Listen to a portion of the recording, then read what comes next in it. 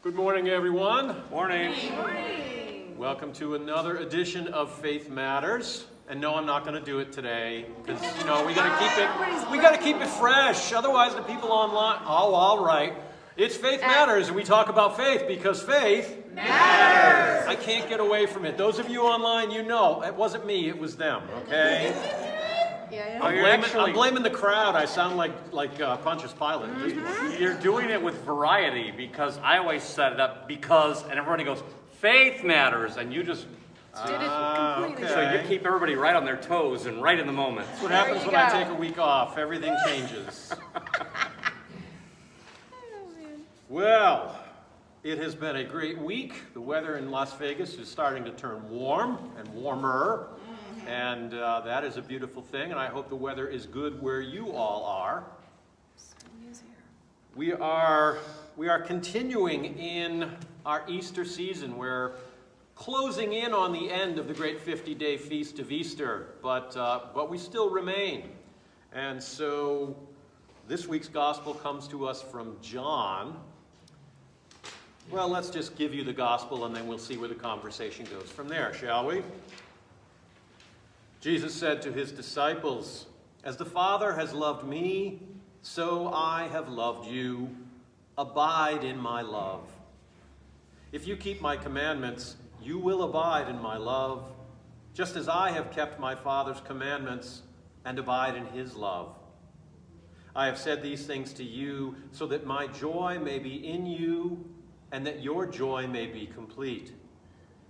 This is my commandment, that you love one another as I have loved you.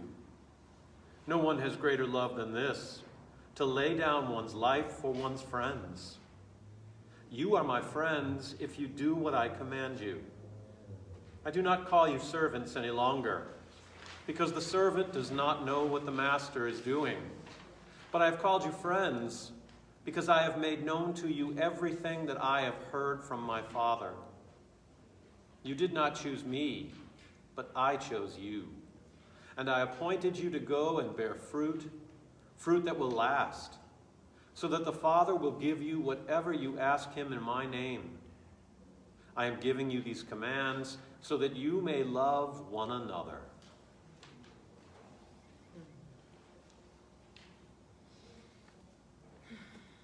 Well, there was a lot there. What did you... We do a lot of things and usually set things up in the same way, but as you can tell, I'm feeling particularly frisky this morning, so we're going to go in a different direction just because we can. What did you hear differently this time? Kelly? Well, that a man laid his life down for his friends, I've always thought of that in terms of like someone being brave enough to die for their country or those kind of things. But laying down your life can also just mean doing loving things for others when it's inconvenient for you. Yep. I agree. True. What else? I put this in the category of a restatement of the great commandments, the two great commandments. Yeah. Love God, love everyone else. You do those two, you really can't go wrong. And yet, for 2,000 years, we've been fumbling and stumbling over them, haven't we? Yeah. Still are. Yes. That's where we still are. We still are. But I have great faith in us. Why? Because God has great faith in us. And God's never wrong. This isn't different than before, but we're abiding again. I saw that too. Yeah. Yep. Or still. Right. Yeah, we had abide in last week's gospel, right? Abide with me, fast falls the evening. No, that was the hymn, but yeah. We get the picture. It definitely comes there. Miss Mary. In the message about verse 10, it says, "If you keep my commandments, you'll remain intimately at home in my love." Mm. Rather than Yeah, that's Yeah. the word intimately. I like that, and I will tell you, as I was reading it, I heard something different, or in a different way than I have heard before.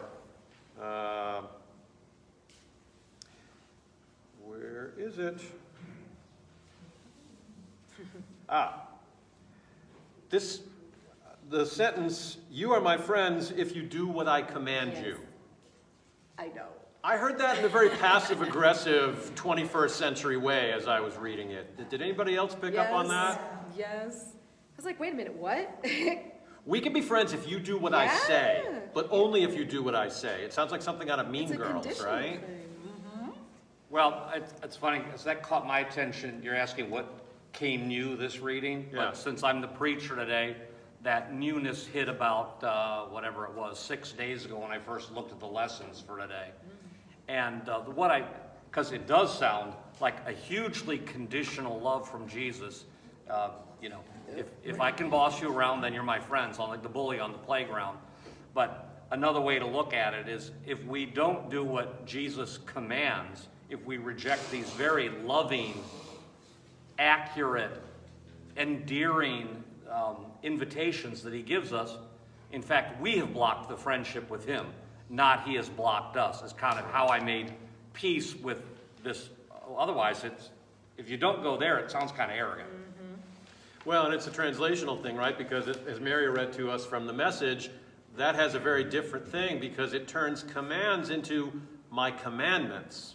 And those are the commandments that came from God. So Jesus is pointing not toward, hey, do what I say, go get me a soda, into, look, these are the commandments from God.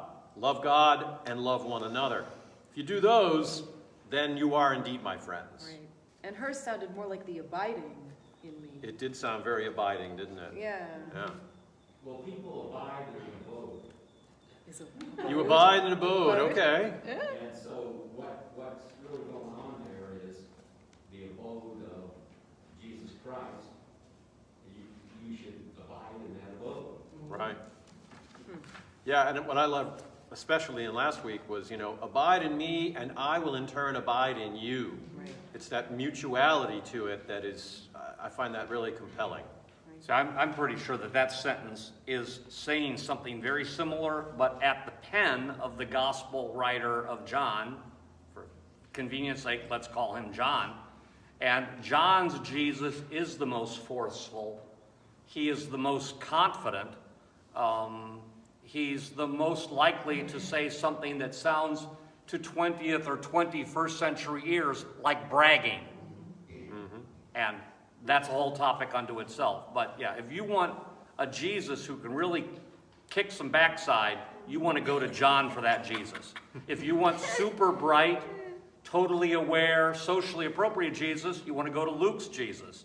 And because they all have different personalities. I had a colleague back when I did other work, and he had a famous line. He said, "It's not bragging if you can back it up." Yeah, Jesus, right. my friends, Can could back it up. Yeah. Kelly. I think Father Chris kind of touched on the way I heard it, which is kind of almost like what's called in recovery a black belt sponsor. It's like, okay, if you do what I say, you're going to prosper. Because these are things that have proven to have people prosper. Right. If you choose to buck against me, that's on you. Right. Your way may work, it may not, but the way I'm suggesting, I know works, because I've done this a million times. Kind of tough love Jesus.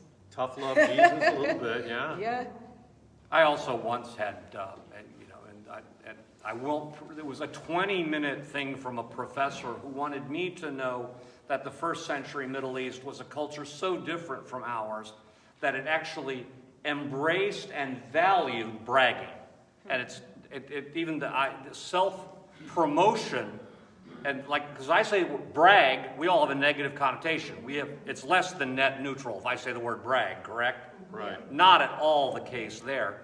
And he even went so far, and again, I'm doing the hurry-up version, but there is a passage, it does not make the Sunday lectionary, but there's actually a passage where there's a double entendre where a man is bragging about the length of his forearm in the Old Testament. Everybody with me? And this is absolutely okay in the children of Israel. And in that Bible passage, that guy is the big winner.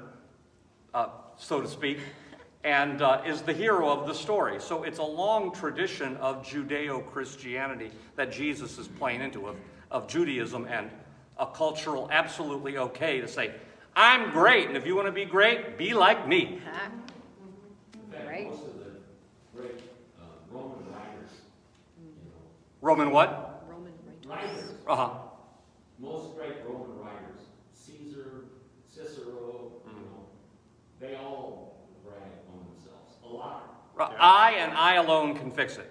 Yeah. You know, we have Laura. the luxury of Sorry, wait a second. parsing these words. Oh, I'm sorry. Go ahead. No, I was going to say, we have the luxury of parsing these words today, but the people who heard them at the time, I mean, didn't this like go right over their head? What's he talking about? Us bearing fruit? We're not trees. You know, Yeah. I think this was meant for us today and not for the audience at the time. There's no way they could have understood this, I don't think. Well, I think it's a both and. Keep in mind, we all have a copy of the text in our hands, don't we? That's right. Yeah, they didn't. Right. This was an oral history tradition, and most of them were illiterate and couldn't read anyway, so it's a different way of looking at it. Miss Laura. What you were saying about bragging, that sort of puts Jesus' commands to be humble in perspective. Yeah? He was really kind of saying something unusual or radical. And you have to go against the prevailing culture and value humility. Not only humility, but service, right? And that's why the washing of the feet on Maundy, Thursday was such a startling thing, because in that world where bragging was not only expected but valued, everybody wanted to be at the top of the pecking order, right? And then so for Jesus, who was, at least to the disciples and everybody else, the top of the top, to go and do the most menial and servile of things was just, I mean, talk about minds blown. No wonder Peter was like, no, Lord, you're not going to wash my feet. I would never do that to you. I would never allow you to debase yourself that way. I adore you. I idolize you. You are, in fact, the Messiah. You can't do that. And then God says, well, no. Unless I wash your feet, you have no truck with me. And then Peter, of course, goes absolutely the opposite. And is like, bathe me, Jesus. No, we don't need to do that either. And, you know. Right. Well, that's, Here's my toothbrush. yeah, that's why I think he was talking to the disciples here, right? Yes, he is talking to In the a more disciples. intimate setting, Right. not to like the whole general assembly. Well, and not to steal any thunder from the preacher, but this particular gospel passage is sort of out of sequence, if you will, because we are living in the post-Easter, post-resurrection time right now. This gospel actually goes back and takes place right before the crucifixion. So there's no accident that I mentioned Maundy, Thursday, because this is right at that same time. So we do get a little out of sequence with the lectionary. We have to be okay with that and live into that sort of non-linear time. All right? Mary. A little while ago, you had mentioned about truth. Jesus was telling the truth. He knew he was the truth. And it's hard to get that message across to somebody that does not, folks, know the truth. Mm-hmm. I find that in my own personal life, you know, when you're trying to talk Jesus to people, Yeah. you know what you know, but whether you can convey it to somebody else is a different story. It's a hard Whether That's- they will accept it. You know. That's the hard part. Yeah, and I talked in the sermon last week, if anybody was awake, about how we share our stories, right? That's really evangelism. We share our stories of how our walk with Jesus Christ has made us better people. And so it's about sharing our story, not having to share this big, deep theological story. Bear with me, this does have a point. This goes back to what Brian was saying, which is, you know, they couldn't possibly have gotten all of this. Why? What's with all the stories? Jesus was telling them stories that they could, in fact, understand. What did most people do back then? It was an agrarian society. They either farmed or fished or raised livestock. And that's why so many of the stories are about those types of things. Jesus, the Good Shepherd, Come with me, I'll make you fishers of people. I am the vine, you are the branches. These were all things that even in this illiterate society, they could get their mind around quite easily. So he uses stories to convey that message to them in a very comfortable and familiar way. And that's one of the things that makes it more challenging for us, because how many people have ever, been out and shepherded sheep before? Nobody I know. We live sort of, well, you touched one. I did touch a sheep, but that was it. I wasn't a shepherd. And the sheep kind of took off. I touched it, it like bolted. I think, So, yeah. I'm sorry. No, go ahead. I think that the same way we're talking about bragging, we can also be informed by the power of the Holy Spirit and the goodness of God when we story tell. Right. And relax into the fact that people will hear it differently, and this is actually probably God's preference. Otherwise, he wouldn't made us so different. I offer, for instance, Brian, you're talking about what do people get? I know from having taught a number of Bible classes, I'm sure Rick will concur, the prodigal son will generate emotions, anger. Some people are so inspired, I'm going to be that forgiving. Other people go, that's a crummy father, giving half to that loser, he's spoiled us. You'll get this huge range, and there is no right or wrong. That's the thought, that's the thing that person needs to process. And I think it's the best story ever told. And not surprising that Jesus authored it. In about 9 sentences. Oh, it's under 200 words. Yeah, greatest short story ever written. Unbelievable. I was just talking about Nomadland. Just curious how many people have seen that. Not yet. Yeah. Okay, and any little sidebar. Anybody's interested in going to see it, it will be for me the 4th time. This Friday at a theater on a big screen. Maybe text me or email this week and we'll see if we can't find a Friday night over at Green Valley showing and go together. But back to Faith Matters and theology. Talking with my sister about Nomadland, she said, that's the kind of theology I can deal with. And the author of that movie has this very human, affirming, loving, forgiving theology, but it is so subtle. Not everybody's going to walk out of Nomadland and say that it had, a lot of people will go, what theology is your sister talking about? There again, people are going to notice what they notice. And at my sister's season in life, she goes, that's what I'm looking for right now, is really people, great storytelling from this director, and a theology I can really process. So, back to our telling stories, do it with confidence that people will hear what they need to hear. Rachel. The thing that I heard different this time with this reading, we were talking at first about how much this was about bragging and commanding, but in the middle of this, we have the greater love of laying down one's life for one's friends. And that, to me, is the ultimate servant, the ultimate putting yourself into the lower position. So it's not the commanding, it's not the telling people what to do. And so there's a contrast here in what Jesus is saying. I just want to quickly summarize what Rachel and Laura both said, that this theme of bragging to a point that even sounds like arrogance, Rachel and Laura both were suggesting that in that culture, it actually gave a greater power and significance to Jesus' calls for humility, because they would have been less expected and more shocking then. And Rachel's using the reference of laying down your life would have been just as radical as what Father Rick was talking about. I'm going to wash your feet. Right. Well, and putting this in the right chronological thing for me, I mean, sometimes I'm kind of slow, but I mean, the bottom line is he says, no one has greater love than this, to lay down one's life for one's friends, and he's getting ready to do that. Yep. Oh, yeah. Yes. Oh, yeah. Talk about foreshadowing, right? Exactly. Correctly. Yeah. Yeah, there's been a lot of chatter on here about Mother's Day, but Kim Bodenhammer-Smith shared a story about her grandmother. She said her grandmother always said, if you can't brag to a friend, then they're not your friend. And she said we celebrated our neighbors and didn't cover their things, and that's what she took from her wisdom. So she's living into the wisdom of her grandmother. Yeah. Grandmothers, by the way, are great Awesome. braggers. Yes.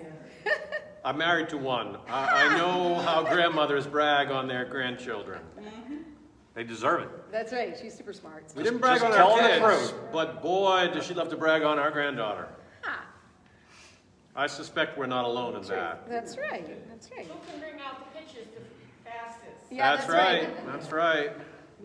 Kelly. Well, and the other thing we have to think about our negative connotation of bragging is the shadow side of bragging is shame. If you think Yeah. about it, Yeah. if you're too hard on yourself, which I know a lot about, that's just as bad. Right. Yeah. Right, the other way. Mm-hmm. Yeah, that's true. The opposite of bragging doesn't necessarily have to be humility. It can be shame and feelings of inadequacy, and that is not at all what Jesus wants. No. There's no passage in the Gospels that Jesus encouraged us to be ashamed of ourselves. And actually, I see the joy in here. Yeah. I've said these things so my joy may be in you and your joy may be complete. So that's an amazing joy right there. Right. And again, there's that mutuality Yeah. of it. You know, I want my joy in you and I want your joy to be complete, because when you are enjoyed, when you are full of joy, I, as your Lord, am full of joy as well. There's beauty there. There's a Latin saying that means braggart, miles gloriosus. Maybe you've heard that. What is it again, please? Miles gloriosus. Miles gloriosus Yeah. is Latin for braggart. That's the name of a braggart. I see. Wow. But it sounds a lot better in glorious. It's almost like a glorious. Well, I mean, it's Self-glorification. Glorifying yourself. Yeah, yeah. Interesting. Yeah, it really fell away sort of in Victorian era, right? I mean, I think about Gilbert and Sullivan and the Mikado, and there's a character in there called Pooh Bah, where we get the phrase, "Oh, the grand Pooh Bah." That comes actually from Gilbert and Sullivan's Mikado, and Pooh Bah was so full of himself and such a braggart, and they made him into a buffoon. And so that really was sort of, every time he appeared on stage, they were sort of putting little pinpricks in this great balloon of an ego that he had. And that carries on to today in our current lexicon. All part of the price of admission here, folks, right? Things to ponder. I remember somebody said to me once that insecurity and conceit are the same thing spelled differently. I don't actually agree with that statement, because not everybody who reads as insecure tries to cover it with self-glorification. But I get their basic point. Yeah. And this also then, to add to this conversation of arrogance, for me, you can be as vain as you want as long as you keep me laughing. Having a good sense of humor will cover all manner of foolishness, because I'll just think, you want me to laugh? I like you. Oh, jeez. But are we laughing with you or at you? As long as I'm laughing. Okay. Get into comedy. That's true. Yeah, That's sorry, true. Mary. Mary. Comparison of words. The one word that I kind of did years ago, I have a donkey, and donkeys can be stubborn. But then all of a sudden I remembered on the other side of stubbornness is perseverance. Oh, that's interesting. Yep. True, too. Mary, just in case you didn't hear it, said the other side of stubbornness is perseverance, which is an interesting thought. Yeah. That's the positive. Yeah, there's sort of that middle ground there, right? We are the Church of the Via Media, after all.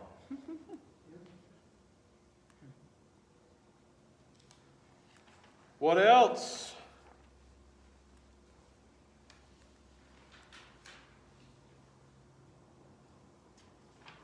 I like the sentence, and I appointed you to go and bear fruit that will last, so that the Father will give you whatever you ask in him in my name.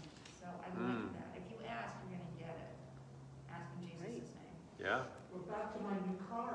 I know, that was last week.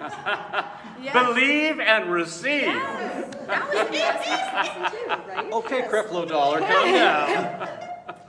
Oh, man. You too, Rick, believe It's and receive. not about that new Gulfstream jet that we want to get. Jesus, don't confuse Jesus and Santa Claus. Right. Okay? But, I mean, we do carry that through, all kidding aside. How many times do you hear us concluding our prayer? We ask all this in Jesus' most holy name. Amen. We continue that tradition through the centuries, through the millennia, because that's what Jesus said to us. Now, sometimes the answer from God is no. Or not yet. Or not not yet. You yet. gotta So, wait a long or time. in the case of your new car, I gave you gifts, skills, talents. Go earn the money and buy it yourself. Right? Yeah. Prioritize Audi of Henderson over Bed Bath & Beyond. Right. Just in case it applies to Single, anybody. Yeah, and sometimes we ask for something and we get something 10 times better than what we've asked for. Right. Because God knows what we need. You know? God knows what we need, not right. necessarily what we want. Right. I think he knows what we want, and he knows what we Well, need. right. Right, but sometimes there's a he difference, gives us right? Big difference. what we Steve. really need. Yeah. I've just been kind of reflecting on this very short phrase, you did not choose me, but I chose you. So, yeah, I guess that's right. Yeah. Steve just said, by the way, can we do a sound check? Those of you at home, are you hearing all the comments or is it valuable to repeat them? Steve was just saying that one of his meditations this morning is on the phrase from today's gospel, you didn't choose me, I chose you, says Jesus. And that there's quite a lot to meditate upon in that sentence. Ma'am? That's where our free will comes in. When he asks Yeah. us and then we respond. Yeah, that's Yes, where free or will no. does come into it. Well, it also means that you didn't choose me. In other words, you didn't think you were big enough, strong enough, smart enough to follow me. But I knew I could bring out of you what was needed. And so I chose you in spite of your doubt.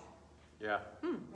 Yeah, there's a phrase in discernment that kind of echoes that, and it's quite simple. It said, God doesn't call the qualified, God qualifies those he calls. Yeah. Hopefully. Right. Well, Right. hopefully. Right. And that's what he did with the disciples. That is what he did with the disciples. So Look that how much he shows was them. always working on the disciples and trying to sand off the rough edges and teach them things, because he knew something they didn't know. He was going away. And so when all was said and done, they were going to have to go out and be the apostles who brought the good news to all four corners of the planet. And that's exactly what they did. So they didn't know they were being groomed for this new mission and ministry, but that's in fact what was happening. That could even go back to Aaron teaching Moses public speaking. Yeah?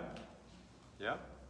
There's a whole host of biblical stories of people who are called and then immediately put up a roadblock and say, nope, not me. And Moses is one of them. Moses tries several times to say, nope, not me, God. I'm slow of tongue. No, it's okay. We'll get Aaron to do it for you. God's always finding ways to make it work. Look at Samuel. The voice of God calls him, here I am. Oh, it wasn't me. Go back to sleep. Back and forth, back and forth, back and forth. Finally, they realize, oh, that's God calling you. Here I am, Lord. Who shall I send? Send me. Right. Yeah, Kim Bowden-Smith says, I can hear her, and she's totally against the prosperity gospel preaching. Nevertheless, Jets for Jesus has a ring to it. She gonna That fly might in be the the sky? spot to leave it. Wow. Look at the time. We're going to let Kim have the last word. Kim, I'm changing my 10 o'clock sermon to Jets for Jesus. Jets? No, he's not. In fact, God no, bless I'm you not. all.